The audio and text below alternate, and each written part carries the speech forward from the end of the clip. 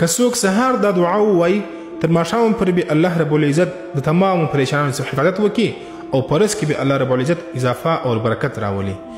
دا د حضرت ابو هريره رضی الله عنه سره روایت دی چې جناب نبی کریم صلی الله علیه وسلم وفرمایل چې کوم څوک سهار دا دعا ووایي په هغه ورځ باندې به الله رب العزت بهترین رزق ورته ورکړي او د تمام پریشانیانو څخه به الله محفوظ وساتي او کله چې ماښام ووایي تر سهاره پورې به الله تعالی د تمام پریشانیانو څخه حفاظت وکړي او د ده دپاره به د ښه رزق بندوبست الله لره وکړي.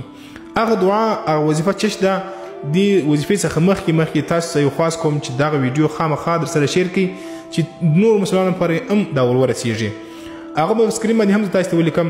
دا ده ما شاء الله لا حول ولا قوة إلا بالله أشهد أن الله على كل شيء قدير.